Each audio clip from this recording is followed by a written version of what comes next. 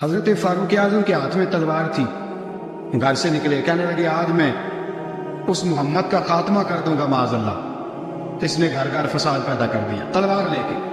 ابو جہل نے نا غصہ دلایا، کہنے لگا مکے میں کوئی سورما نہیں بچا جو مصطفیٰ کو قتل کر دے معاذ اللہ، 100 سن خونٹ ملیں گے۔ جناب عمر کہتے ہیں تلوار پکڑی، اور یہ سویر کی بات ہے، ابھی رات کو نبی پاک کعبے کا غلاف پکڑ کے کہہ رہے تھے اللہم اعز الاسلام باسلام عمر ابن خطاب، یا اللہ اسلام کو عزت دے دے، عمر کو کلمے کی توفیق دے دے۔ رات حضرت عمر کہتے ہیں دن چڑھا تو تلوار لے کے نا میں باہر نکلا، میں نے کہا آج میں چھوڑوں گا نہیں، ہر گھر میں فساد معاذ اللہ، ہر گھر میں لڑائی۔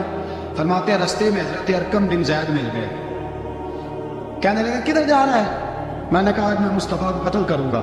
کہنے لگے جا پہلے اپنے گھر کی خبر لے، تو جدھر جا رہا ہے نا ادھر بعد میں جانا، پہلے اپنے گھر کی پہلے خبر لے۔ کہنے لگا میرے گھر کو کیا ہوا؟ کہنے لگے تیری بہن فاطمہ بنت خطاب اور تیرا بہنوئی سعید بن زید دونوں کلمہ پڑھ چکے، جا پہلے اپنے گھر کی خبر لے۔ حضرت عمر فرماتے میں گیا، بڑا غصہ آیا کہ میرے گھر میں آگ لگ گئی، میں سردار مکے کا اتنا سخت گیر آدمی، میرے گھر میں اسلام آ گیا۔ فرماتے میں نے جا کے نا اپنی بہن کے گھر کی طرف رخ کیا، دروازے پہ پہنچا تو میں نے سنا اندر سے آواز آ رہی ہے، قرآن پڑھنے کی آواز آ رہی ہے، قرآن پڑھنے کی۔ فرماتے ہیں میں نے دروازے پہ دستک دی، اندر سے آواز آئی کون ہے دروازے پہ؟ میں نے کہا عمر ابن خطاب۔ فرماتے ہیں کہ میرے بہنوئی نے کہا کہ فاطمہ تیرا بھائی بڑا سخت ہے۔ فرماتے ہیں میری بہن نے جلدی سے قرآن کے صفحے لپیٹ کے اوپر رکھ دیے، میرے بھائی جو تھے وہ میرے بہنوئی ایک دروازے کے پیچھے چھپ گئے۔ فرماتے ہیں میری بہن سامنے کھڑی ہے، پیار بھی بڑا تھا، میں نے جاتے ہی کہا کیا کر رہی تھی؟ توجہ ہے آپ کی؟ غلامان محمد جان دینے سے نہیں ڈرتے، یہ سر کٹ جائے یا رہ جائے کچھ پرواہ نہیں کرتے۔ ہمیں لگے کیا کر رہی تھی؟ حضرت فاطمہ خاموش ہے۔ عمر کہتا ہے میں نے ڈانٹ بولتی کیوں نہیں، کیا کر رہی تھی؟ میں نے کہا قرآن پڑھ رہی تھی، قرآن پڑھ رہی تھی۔ کہا تجھے پتا نہیں، تجھے میرا پتا نہیں؟ فرمایا سارا پتا ہے۔ کہا تو جانتی نہیں لاتا منات کا برا کہتے ہیں؟ فرمایا وہ بات کی باتیں تھی، وہ جاننے نہ جاننے کی باتیں۔ دوستو توجہ، حضرت عمر ابن خطاب فرماتے ہیں کہ بہن اس جلال، اس روب، اس اعتماد سے بولتی تھی کہ میں نے ایک تھپڑ مارا بہن کے منہ پہ، میری بہن ادھر جا کے گری۔ فرماتے ہیں کپڑے چھاڑ کے کھڑی ہوئی، کہنے لگی عمر ایک تھپڑ نہیں تو 1000 مار، تو 1000 مار، لیکن یہ امید نہ رکھنا کہ میں قرآن چھوڑ جاؤں گی، یہ امید نہ رکھنا میں قرآن چھوڑ جاؤں گی۔ فرماتے ہیں کہ میں نے میرے ہاتھ میں تلوار کی، میں نے دستے کی طرف سے نا، دستے کی سائڈ سے تلوار بہن کو ماری زور زور سے، سر سے خون نکل آیا۔ فرمایا میں اپنے بہنوئی کی بڑی عزت کرتا تھا، میرا بہنوئی پردے سے نکلا بیوی کو بچانے، میں نے زور زور سے 2 تلوار کی پشتیں اس کے سر پہ بھی ماری، خون نکلا، پھر میری بہن آگے ہوئی، پھر مارا۔ ماتے جب خون نکلا نا بہن کا، تو میری بہن نے اپنا خون اپنے ہاتھ پہ لگا کے کہا عمر جس ماں باپ کا خون تیری رگوں میں ہے اس کا میری رگوں میں بھی ہے، اسی کا خون میری رگوں میں بھی ہے۔ فرمایا عمر جس باپ کی پشت سے تو ہے میں بھی اسی باپ کی پشت سے ہوں، جس ماں کی چھاتیوں سے دودھ تو نے پیا ہے میں نے بھی اسی ماں کی چھاتیوں سے دودھ۔ توجہ ہے آپ کی؟ میری بات سمجھ میں آ رہی ہے؟ سنیں بات، رسول اکرم صلی اللہ تعالیٰ علیہ وسلم نے فرمایا عمر، حضرت عمر رضی اللہ تعالیٰ عنہ فرماتے ہیں نبی پاک نے نازل قرآن سنا تو جب میری بہن نے اس جلال کے ساتھ بات کی نا کہ عمر میں بھی اسی باپ کی بیٹی ہوں، میں بھی اسی ماں کی بیٹی ہوں، میں بھی اسی قبیلے کی ہوں، خبردار تو ترشرو ہو کے گالی ہزار دے، یہ وہ نشہ نہیں جسے ترشی اتار دے۔ فرمایا تو چارہ کا ٹینگ لگا لیکن تو مجھے اسلام سے ہٹا سکتا؟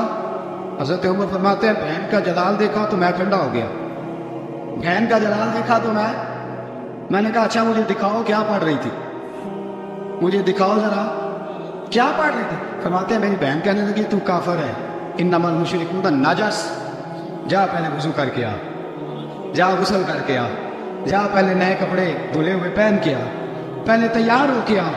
حضرت عمر فرماتے ہیں میں تیار ہو کے آیا، میری بہن نے جھولی میں صفحے رکھے، قرآن پڑھے بہن، سنیں بھائی اللہ تقدیر بدل دیتا ہے، قرآن پڑھے بہن اور سنیں بھائی۔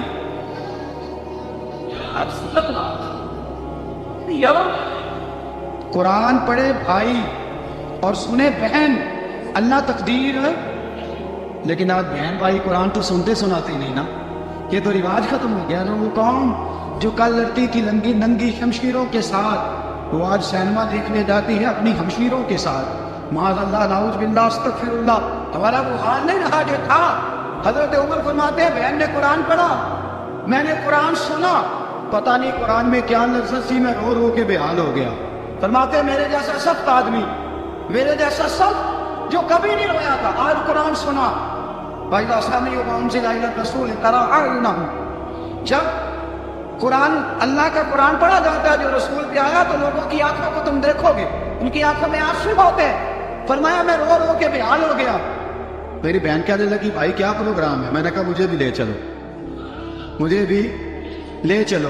کہا چلو۔ فرمانے لگے ذرا ٹھہر جاؤ، میرے نا ہاتھ باندھو رسیوں کے ساتھ، نا میرے ہاتھ پیچھے میرے ہاتھ باندھ لو، گلے میں میری تلوار لٹکا لو، میں مارنے آیا تھا، میں مجرم بن کے جانا چاہتا ہوں، مجرم بن کے۔ اور ہمارے شاعر فرمایا کرتے تھے استاد گرامی، حضرت عمر فرمانے لگے مجھے مارتے مارتے لے کے جاؤ، میں چونکہ مارنے آیا تھا نا مجھے۔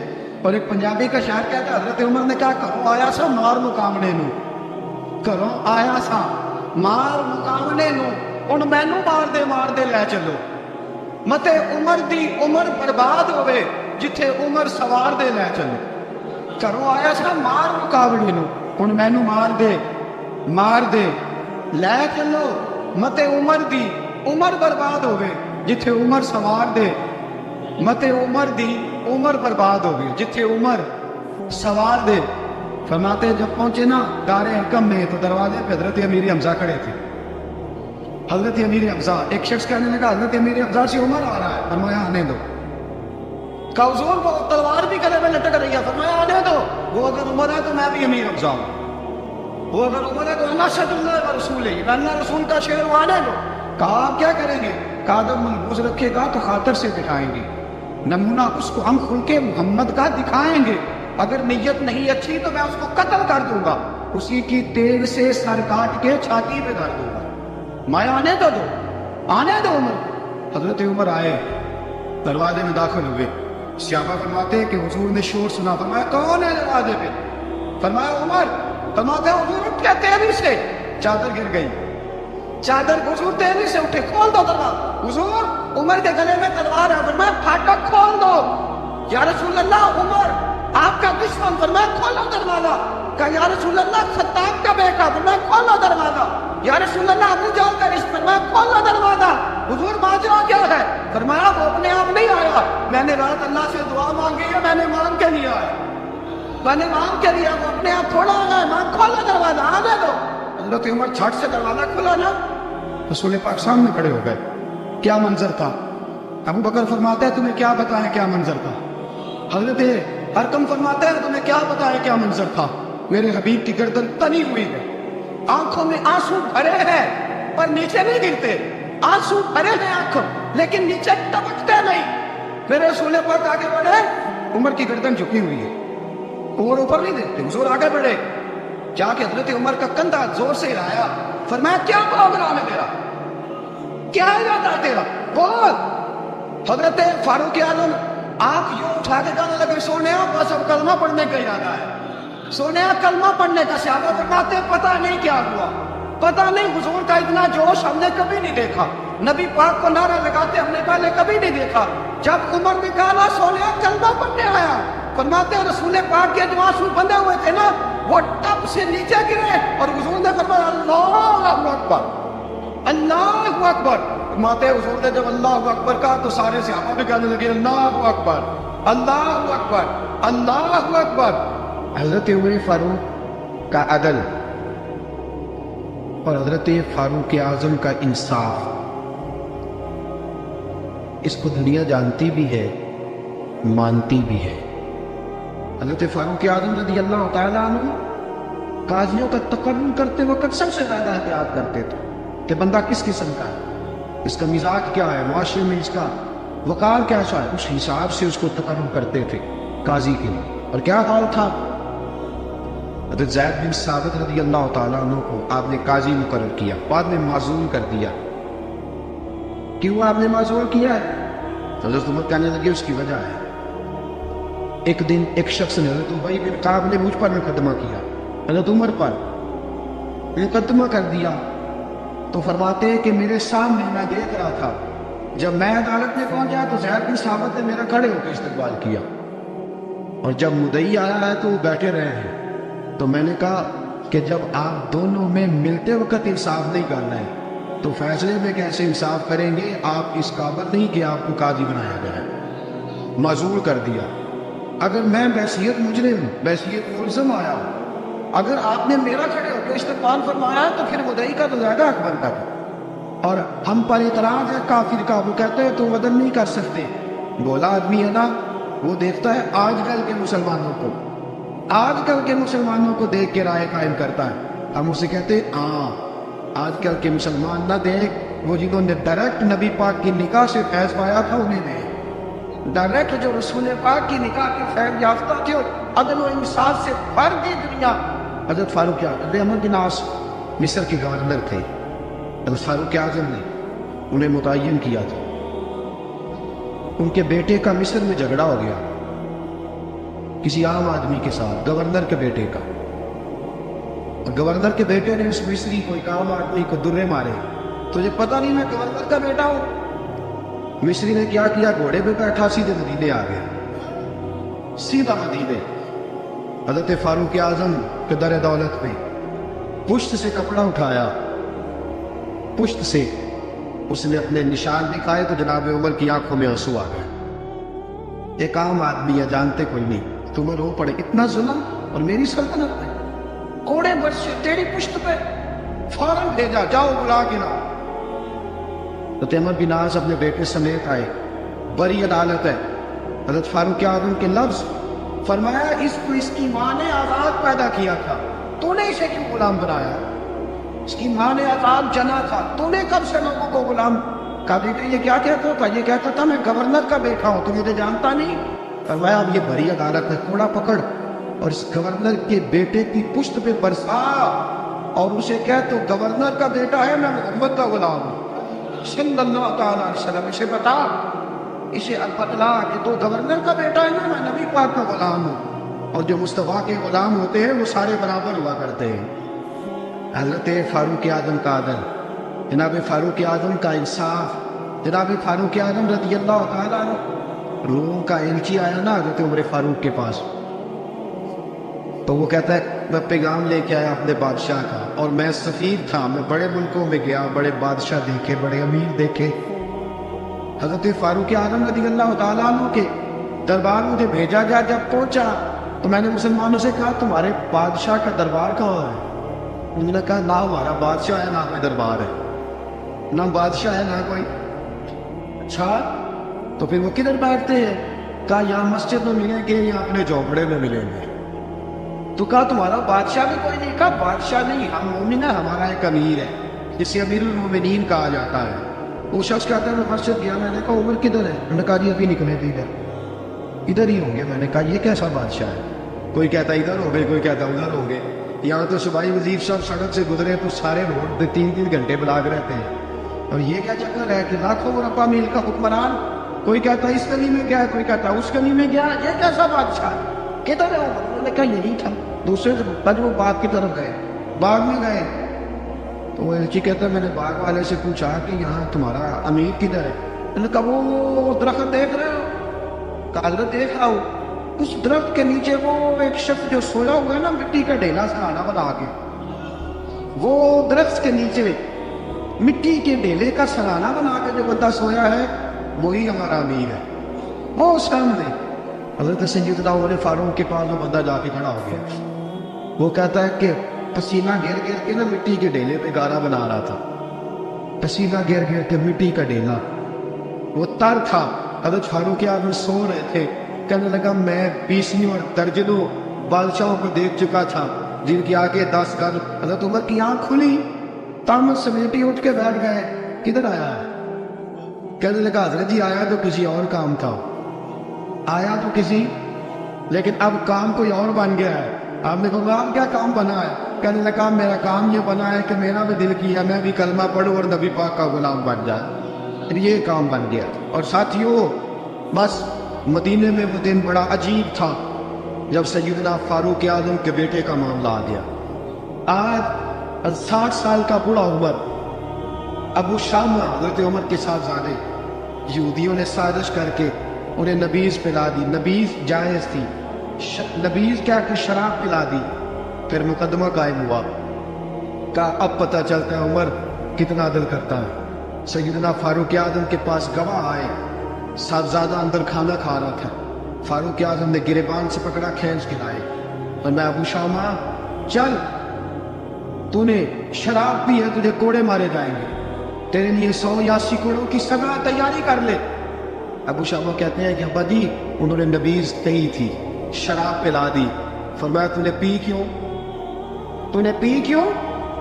بڑے بزم میں بار سے مسجد نبوی کا فاروق اعظم، اولاد تو بزدل کر دیتی ہے نا بندے کو، اولاد تو کمزور کر دیتی ہے۔ آج مدینے نے عجیب ماجرا دیکھا، حضرت فاروق اعظم کی زوجہ روتی ہوئی آئی، کہنے لگی حضرت جی میرا لفظ جگر ہے، ایک کوڑے کے بدلے پیدل آج کروں گی، ایک کوڑے کے بدلے صدقہ اور خیرات کروں گی، میرا بیٹا غلطی کر بیٹھا ہے، یہ کام نہ کرے۔ آپ نے فرمایا تو مجھے کہتی ہے میں یہ کام نہ کروں، تیرے ہاتھ اور تیرے کوڑے کیا کرتے ہیں، تیرے ہاتھ اور صدقے کیا کرتے ہیں؟ کوڑے لگانا میرے مصطفیٰ کی شریعت کا قانون ہے۔ تو بیٹے کی بات کرتی ہے، عمر کا اپنا معاملہ بھی ہوتا تو عمر یہی سے منہ کرتا۔ لوگوں نے کہا حضرت جی آپ تھوڑی دیر، ابھی آپ کی والدہ پریشان ہے، گھر میں پریشانی ہے، اگر ٹھہر جائے گا پر سینٹر سے سنا دے لیجیے گا۔ فرمایا تمہیں یاد نہیں جب مدینے کی ایک بی بی نے چوری کر لی تھی اور میرے مصطفیٰ کی بارگاہ میں کہا گیا تھا حضور ذرا ٹھہر جائے، سزا نہ دے، تو حضور نے فرمایا تھا اگر فاطمہ بھی چوری کرتی تو ہاتھ کاٹ دیتا۔ تمہیں یاد نہیں میں تیرے مصطفیٰ کے ٹکڑے کھانے والا ہوں، میں کیوں دیر کروں، اس لیے گناہ کر دو، میں دیر کی ہے جو سزا میں دیر کروں، برساؤ کوڑے۔ حضرت افلا نامی بناؤں، حضرت جی آپ کا لفظ جگر ہے۔ فرمایا لفظ جگر نہ دیکھ، مصطفیٰ کا قانون دیکھ، میرا بیٹا نہ دیکھ، مصطفیٰ کے قانون کا قیام ضروری ہے۔ اگر علی بیٹے کی قربانی دے سکتا ہے، اگر لوگ فاطمہ کے بیٹے کی قربانی یاد رکھیں گے تو تاریخ کبھی بھی عمر کے بیٹے کی قربانی نہیں بھولے گی۔ فرمایا غلطی سے ہو گیا یا جیسے بھی، اسے خیال کرنا چاہیے تھا، کوڑے لگاؤ۔ 80 کوڑے لگے تو بیٹے کی روح پرواز کر گئی۔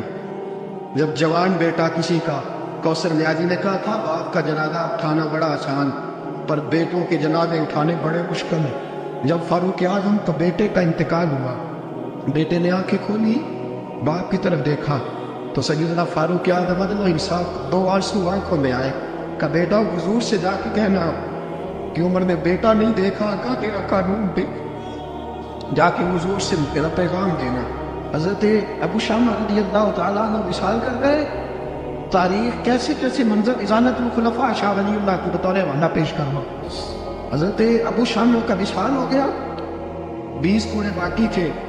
لوگوں نے حضرت جی آپ کیا کرنا ہے؟ فرمایا اس کا جنازہ پڑھو، اسے قبر میں دفن کرو، باقی 20 کوڑے اس کی قبر پہ مارو، اس کی قبر پہ 20 کوڑے مارو۔ کا حضرت جی ایسا بھی ہوتا ہے؟ فرمایا اس لیے ایسا ہوتا ہے کہ یہ میرے مصطفیٰ کا قانون ہے، میری اولاد کا معاملہ ہے تو میں درگزر کروں۔ فرمایا مارو کوڑے۔ حضرت سیدنا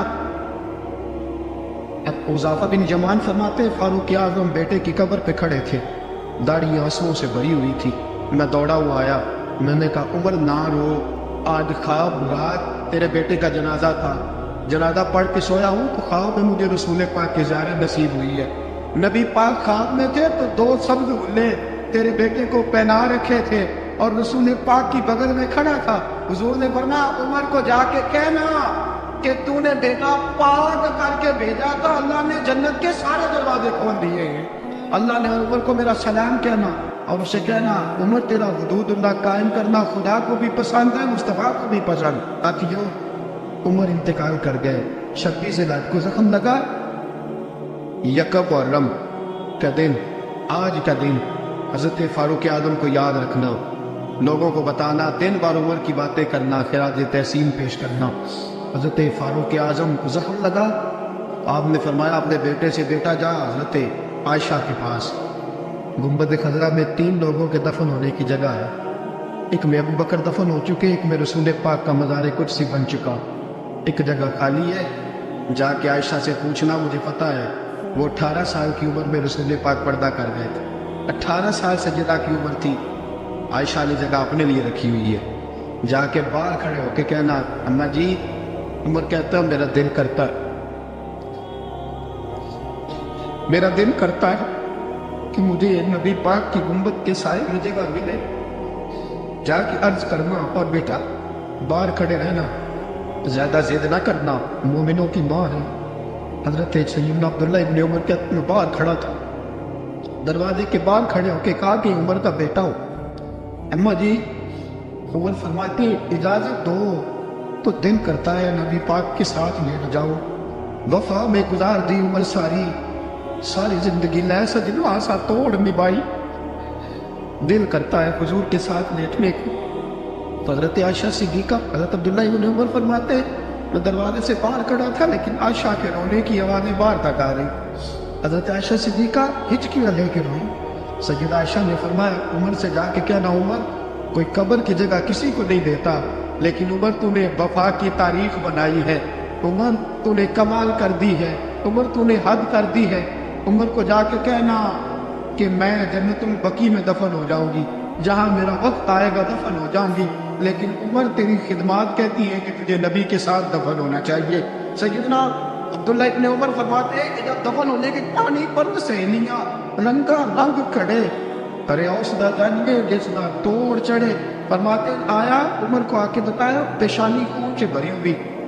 उमर ने सजदे में रख दी, रो के कहा, आज मेरी तोड़ निभ गई है। हजरत फारूक आज़म इस्तफा के साथ लेट गए। मेरे नबी ने फरमाया, उमर मैं तुझे अपने पड़ोस में दफन करना हो, तूने अगर राय वफा में बेटे तक कुर्बान कर दिए है ना, तो कयामत तक जो मुझे सलाम करने आएगा तुझे भी सलाम करके जाएगा। हज़रत अमर बिन आस रज़ियल्लाहु ताला अन्हु ने मिस्र खुद फतह किया था, खुद फातेह थे। हज़रत उमर ने उन्हें गवर्नर मिस्र बना दिया। उनका बेटा एक आम आदमी के बेटे को कहने लगा, चलो अपना अपना घोड़ा दौड़ाते हैं, भला कौन जीतता है। घोड़े दौड़े, आम आदमी का बेटा जीत गया। गवर्नर साहब के बेटे ने दुर्रा उठाया, और दुर्रा उठा करके उस जीतने वाले गरीब आदमी की कमर पे दुर्रे मारे। उसको जब दुर्रे लगे तो बेटे ने घर आके बाप को अपनी लहू लुहान कमर दिखाई। बाप के दिल में बड़ी कदर होती है। दर्जे तो लोग मां के बयान करते रहते हैं, लेकिन जितना बाप प्यार करता है उसका भी तकाजा कोई कर नहीं सकता। वालिद ने जब देखा ना लहू लुहान है गर्दन, तो वालिद चीखे, रोए, और फिर पता नहीं अगले 1.5 मिनट में उस बच्चे के वालिद को क्या हुआ। उसने आंसू पूछे और बेटे को कहने लगा, मेरे घोड़े के पीछे बैठ। किधर जाना है? फरमाने लगे, ये जुल्म का दौर नहीं, ये उम्र का दौर। हाँ, ऐसी बात है कोई जो मर्जी कर जाए, बैठ मेरे घोड़े पे। आधी रात के वक्त पहुंचे मदीने, और बाहर जाके वो आदमी पुकारने लगे, कहने लगे, उमर बाहर आओ, निकलो खाबगा से।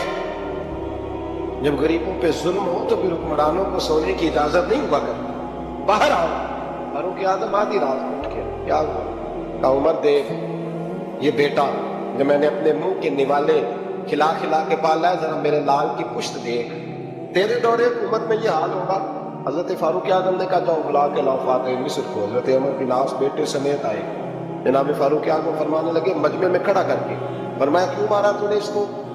गर्दन जो गई। फरमाया, तू गवर्नर का बेटा तो इसलिए मारा?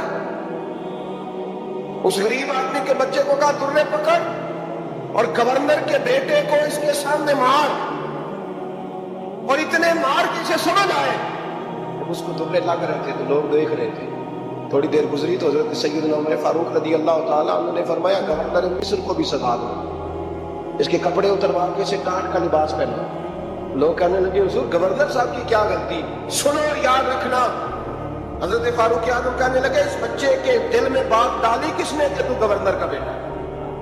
किसने बात डाली कि तू चौधरी का बेटा और बाकी कमी होते? किसने सिखाया इसे? वो ताकतें भी हम कुछ लेंगे जो सिखाती है कि फलाना बड़ा है, फलाना छोटा है। फरमाया, ना, जब कोई रसूलुल्लाह का कलमा पढ़ लेते हैं वो बराबर हो जाएगा। इसको किसने सिखाया?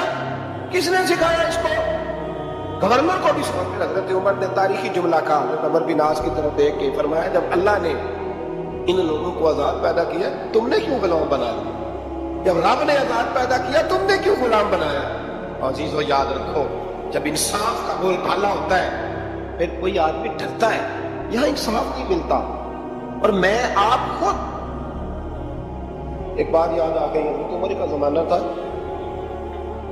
غسان کے بادشاہ نے کلمہ پڑھ لیا. جو لوگ غریب کہلاتے ہیں نا، وہ ذرا میری بات پہ زیادہ توجہ، غریبوں کو سنانے لگا. غریب ذرا توجہ. غسان کے بادشاہ نے اسلام قبول کر لیا، اور اسلام قبول کرتے ہی وہ آئے حج کرنے. حج کے بعد فارغ ہو گئے تو ایک نفلی طواف کر رہا تھا غسان کا بادشاہ، شاہ غسان. حال تو خانہ کعبہ میں بھی وی آئی پی پروٹوکول میں، آج تو مسجد نبی میں بھی وی آئی پی پروٹوکول ہو، یہاں آ کے بھی، یہاں بھی. اور دیکھتے صحیح کچھ کھڑا کہا، یہاں بھی پولیس والوں نے بازو پکڑے. سوچو تو صحیح، یہ حال کر دیا تم نے مذہب کا. طواف کعبہ ہو رہا ہے اور غسان کے بادشاہ نے جبہ پہنا ہوا ہے باریک اور لمبا. وہ طواف کعبہ کر رہا تھا تو ایک غریب آدمی کا پیر اس کے جبے پہ آ گیا. جب پیر آیا تو اس نے پلٹ کے غریب کے منہ پہ تھپڑ مارا. جب تھپڑ مارا تو اس غریب نے سیدنا فاروق اعظم کی عدالت میں مقدمہ کر دیا. کہا بادشاہ نے تھپڑ مارا. حضرت عمر فاروق رضی اللہ تعالیٰ عنہ نے بادشاہ کو بلایا. فرمایا تم نے اس غریب کو مارا ہے؟ کہا جناب اس نے پیر رکھا تھا. تو فرمایا پیر رکھا تھا تو کیا ہو گیا؟ تم نے کیوں لمبا جبہ پہنا؟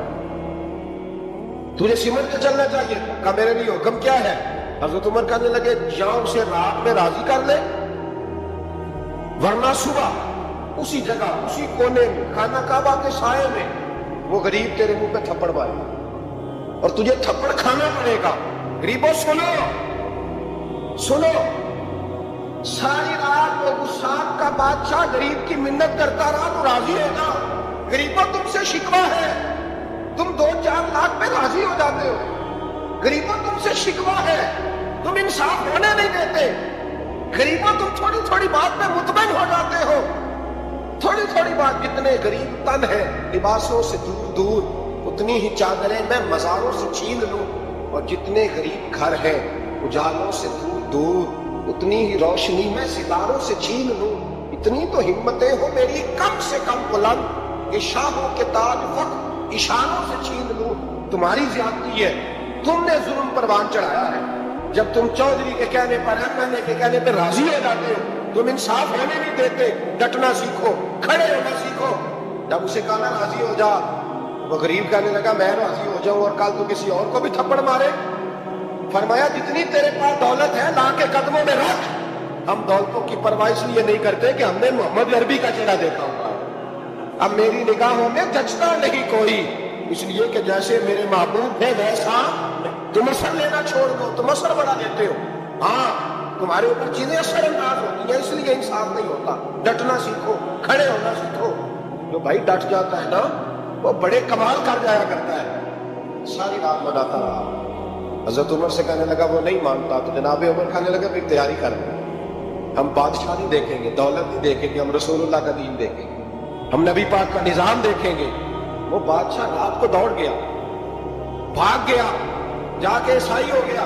لوگوں نے کہا اتنا قیمتی آدمی عمر نے ضائع کر دیا. فرمایا چپ کرو، میں نے کوئی چیز ضائع نہیں کی، میں نے تو اپنے رسول کا دین بچا لیا، کوئی شے ضائع نہیں. عدل جب تک میں پھر کہوں گا اس عدل کے نقصان میں ہر آدمی برابر پیچھے. ہم عدل ہونے نہیں دیتے، ہم عدل قائم نہیں کرتے. ہمارا تقاضا ہی نہیں کہ عدل ہو، ہم اپنے آپ کو عدل کے لیے پیش ہی نہیں کرتے، مزاج ہی نہیں. حضرت علی المرتضیٰ ایک جری انسان، اور وہ علی تھے جن پر انسانیت رشک کرتی. اور مولا علی وہ ہستی تھے کہ میرے مصطفیٰ کریم صلی اللہ تعالیٰ علیہ وسلم نے فرمایا اس کے دیدار میں تو فرشتے بھی آئے. نہ بڑا آدمی، اور پھر امیر المومنین خلیفۃ المسلمین حضرت علی. خود مولا علی نے حضرت قاضی شریح کو قاضی بنایا، چیف جسٹس بنایا، اپنے ہاتھوں سے تعیناتی کی. حضرت مولا علی رضی اللہ تعالیٰ عنہ کی زرہ گم ہو گئی. کافی دیر گزر گئی تو ایک یہودی کے پاس وہ زرہ نظر آئی. حضرت علی نے ڈائریکٹ اس سے چھین نہیں لیا، حالانکہ امیر المومنین تھے. ہمارے یہاں ڈنڈا بھی بڑا چلتا ہے نا، جو طاقتور ہوتا ہے وہ تو تھانے جاتا ہی نہیں، اس کو ضرورت نہیں، اس نے تو بندے رکھے ہوئے ہیں، اس کو تو پتہ ہے کام کیسے لے. لیکن حضرت علی نے آئینی رستہ اختیار، قانونی رستہ. قاضی صاحب کی عدالت میں مقدمہ کیا کہ فلاں یہودی کے پاس میری زرہ ہے، وہ چوری ہو گئی تھی، گر گئی تھی، گم گئی تھی، مجھے دلائی جائے. قاضی صاحب نے بلا لیا یہودی. امیر المومنین بھی کٹہرے میں. قاضی صاحب کہنے لگے اس شے کی زرہ تیری ہے؟ اس نے کہا جی میرے پاس ہے تو میری ہے۔ قاضی صاحب کہنے لگے حضرت علی سے گواہ آپ کو دینے پڑے کیونکہ مقدمہ آپ نے کیا، اگرچہ وہ امیر المومنین ہے۔ توجہ ہے باتوں کی، سمجھ آ رہی ہے باتوں کی؟ گواہ امیر المومنین آپ نے دینے ہیں کیونکہ مقدمہ آپ نے دائر کیا۔ تو حضرت علی کہنے لگے میرا بیٹا حسن گواہی دے گا کہ میری ہے، اور میرا غلام کمبر گواہی دے گا۔ قاضی صاحب کہنے لگے حضور ان کی گواہی درست تو ہے پر میں نہیں تسلیم کرتا، اس لیے کہ بیٹے تو باپ کے حق میں بولا ہی کرتے ہیں، نوکر تو آقاؤں کے حق میں بولتے ہی ہیں، جائیں کوئی غیر جانبدار بندہ لے کے آئے جو گواہی دے۔ حضرت علی خاموش ہو گئے، کہنے لگے میرے پاس ایسا کوئی گواہ نہیں۔ قاضی صاحب کہنے لگے چلے پھر آپ یہودی کو راضی کریں، آپ نے کیوں بلا وجہ گھسیٹا ڈالا، راضی کریں، انصاف کا تقاضا ہے۔ حضرت علی قریب گئے، کہنے لگے بھیا ناراض نہ ہونا، زرہ تو میری ہے، ناراض نہ ہونا، میں نے غلط مقدمہ نہیں کیا۔ علیحدہ بات ہے کہ میرے پاس گواہ نہیں تو میں کوئی بے انصافی نہیں کر سکتا، تو میرے ساتھ چل تجھے کھجوروں کا حلوہ کھلاتا ہوں تاکہ تو راضی ہو جائے۔ وہ یہودی کہنے لگا میں نے قاضی صاحب کا انصاف دیکھا اور جناب علی کا انصاف کے لیے کھڑا ہونے دیکھا تو میں مولا علی کے قدموں میں بیٹھ گیا۔ میں نے کہا علی جب تیری یہ شان ہے تو محمد عربی کا کیا مقام ہے؟ میں نے کلمہ پڑھنا شروع کر دیا۔ دیکھیں نا تقاضا پورا کیا ہے حضرت علی نے۔ تو وہ کہنے لگا علی تیرے انصاف کے رنگ نے نا، جملہ یاد رکھنا، کہنے لگا یہودی علی تیرے انصاف کے اس رنگ نے میرے دل سے کفر کی میل دور کر، تیرے عدل نے میرا کفر توڑ دیا، کفر۔ لیکن شرط دیکھیں نا، غریب آدمی ابو ایوب انصاری، ماڑے بندے، اب تو پیر اور مولوی بھی گنجائش نہیں نہ دیتا کسی کو بولنے کی، تو سیاستدان تو اللہ ہی بنا، وہ تو پتہ نہیں کس طرح سوتے ہیں رات کو، اللہ ہی جانتا ہے، پتہ نہیں کس طرح اپنے آپ کو مطمئن کر کے وہ زندگیاں گزار رہے ہیں، خدا ہی بہتر جانتا ہے۔ حضرت عمر فاروق جیسا دلیر اور جلدی آدمی جمعہ پڑھانے مسجد میں داخل ہوئے تو جناب ابو ایوب انصاری دروازے پہ کھڑے ہو گئے، کہنے لگے عمر تیرے نوکر نہیں، ٹائم پہ آیا، بڑی دیر سے کھڑے ہیں، کیوں دیر سے آیا؟ بڑے جلالی تھے نا حضرت عمر، لیکن وہ جلالی اس وقت تھے جب کوئی ظلم کرتا اور ذات کے لیے جلالی نہیں تھے۔ کب وقت پہ آیا کر تو ملازم نہیں تیرے۔ سیدنا فاروق اعظم ممبر پہ چڑھے اور فرمانے لگے اللہ ابو ایوب انصاری کا بھلا کرے، جب تک اس طرح کے لوگ موجود ہیں کوئی بادشاہ بگڑے گا نہیں، اللہ اس کا بھلا کرے، اس نے میری توجہ صحیح پر۔ پھر عمر وہ پڑے اور وہ کہ فرمانے لگے مسلمانوں معاف کر دو، غلطی کوئی نہیں، میرے پاس کرتا ایک ہی اور عبداللہ کی ماں نے دھو کے خشک کو ڈال دیا تھا، غریب ہو، کرتا دوسرا کوئی نہیں، تو وہ ذرا نا خشک ہونے میں آ کے دیکھ لو ابھی بھی گیلا، مجھے معاف کر دو، میری غلطی نہیں ہے۔ صحابہ درد کے ساتھ رونے لگے اور کہنے لگے اللہ اس طرح کے حکمران ہمیشہ ادا کرتا ہے۔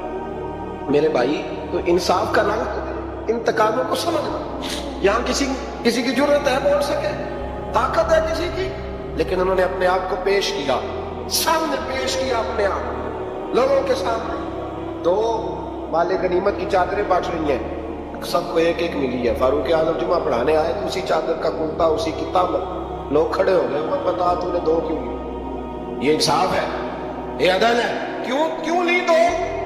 حضرت عمر کہنے لگے میرا بیٹا جواب دے۔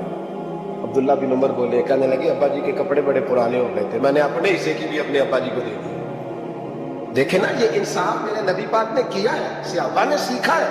میں اور آپ تیار نہیں، ہم تیار نہیں انصاف کے، ہمارا مزاج نہیں انصاف، ہمیں خود بہت سارا آگے پیش ہو کے رنگ دکھانا پڑے گا، اس کے لیے ہماری تیاری نہیں، اس لیے ہم حکمرانوں کو گالی دے کے چپ کر جاتے ہیں، اس لیے ہم وکیلوں کے کہتے ہیں بکتے بڑا ہیں، جج بکتے، یہ باتیں کر کے ہم خاموش، ہم پیش نہیں کر پا رہے، ابھی تک ہم اپنے آپ کو کھڑا نہیں کر پا رہے کہ ہم سے مطالبہ کرو انصاف، کھڑا نہیں۔ حضرت سیدنا علی المرتضیٰ شیر خدا رضی اللہ تعالیٰ عنہ فرماتے ہیں بدر کے لیے جب جا رہے تھے تو سواری ایک تھی، سوار تین تھے، ایک سواری اور سوار تین فرماتے ہیں نبی پاک صلی اللہ علیہ وسلم نے فرمایا تین کٹھے نہ بیٹھنا، دو بیٹھے، سواریوں کو تکلیف ہوتی ہے، قربان جاؤ، کیسا رسول دیا ہے جو جانوروں کے حقوق کا بھی خیال کرواتے ہیں صلی اللہ علیہ وسلم۔ فرمایا دو بیٹھے، حضرت علی کہتے ہیں پہلے میں اور نبی پاک صلی اللہ علیہ وسلم بیٹھے اور تیسرے ہمارے ساتھ ابو درداء رضی اللہ عنہ۔ فرماتے ہیں جا رہے تھے بدر کے، پہلے میں اور حضور بیٹھے، پھر نبی پاک اور ابو درداء بیٹھے۔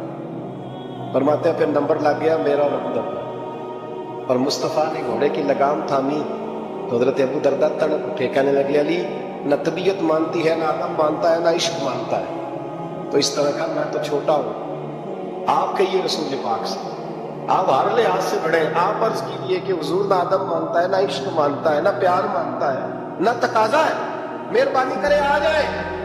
حضرت علی ہاتھ باندھ کے عرض کرنے لگے محبوبہ ٹھیک ہے باری آپ کی پیدل چلنے کی ہے, پر مہربانی کریں, ادب پیار اور محبت مجبور کر رہی ہے. تو حضور نے فرمایا علی چپ کر, میں عدل نہیں کروں گا تو لوگ عدل سیکھیں گے کیسے؟ اگر میں عدل نہیں کروں گا تو قوم سیکھے گی کیسے؟ مجھے عدل کرنے دے, انصاف کرنے دے. فرمایا چلنے دے مجھے پیدل, کچھ نہیں ہوتا. تقاضا عدل جب تک پورا نہیں ہوتا. آپ یقین کریں میرے اساتذہ کہتے تھے میں عدالت کو عدالت نہیں کہتا, کچہری کہتا, اس لیے کہ عدالت وہ ہوتی ہے جہاں عدل ہوتا ہے.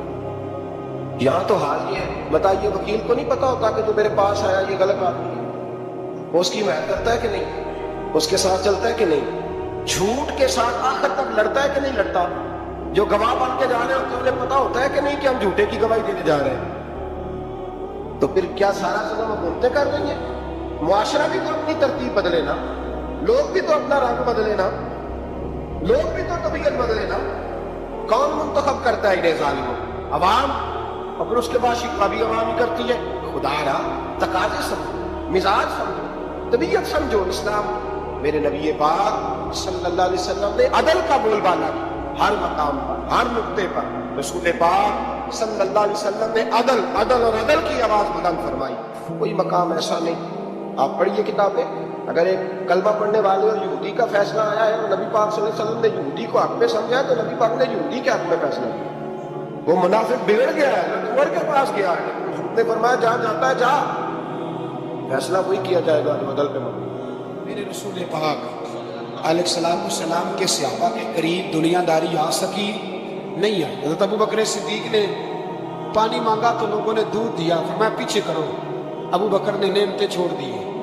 اب ابو بکر وہ والا کام کرتا ہے جو رسول پاک نے کیا. فرمایا نہ دودھ شاید پیش نہ کرو, جو مانگتا ہوں بس وہ.